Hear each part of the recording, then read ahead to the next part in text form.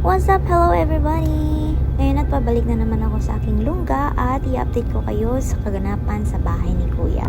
Char! Ayan guys, sobrang ganda pala ng weather ngayon at sobrang maliwalas ang panahon. At dahil nga bida-bida ang atin yung ngayon, ayan, natumpo ako sa harapan ng van, of course, para maganda-ganda naman ang view natin.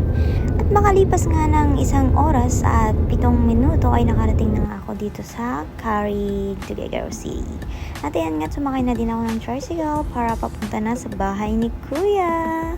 At dahil gutom na din ang ate nyo, ayan, hindi pa siya nagumagahan. Kaya naman, kumain na ako dito ng tinatawag ng mga college student na brunch. Lunch plus breakfast. Ayan, breakfast plus lunch pala. At makalipas nga ng 1 oras ay nagkakatagpo-tagpo na naman ang mga housemates sa bahay ni Kuya. Ayan nga pala guys, yan ang ulam namin today. It's adobong utong with talong. Diba? Perfect! Dahil nga paninindigan ko ang pagiging bida-bida, ayan, at ako naman na ang nagluto dito. Hello mga kabagaw!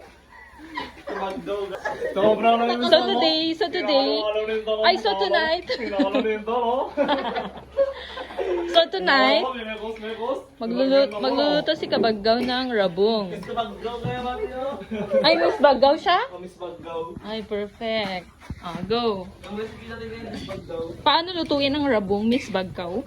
Mr. Rabong! At ayan nga guys, marami pang bardagulang nangyari sa bahay ni Kuya at caught yun ng CCTV. At yan nga, nagtatapos na ang ating mini vlog at mini serye sa bahay ni Kuya. Ako po ang inyong lingkod, Chang Base. Please do subscribe my YouTube channel and follow my Facebook page. Thank you so much! Bye-bye!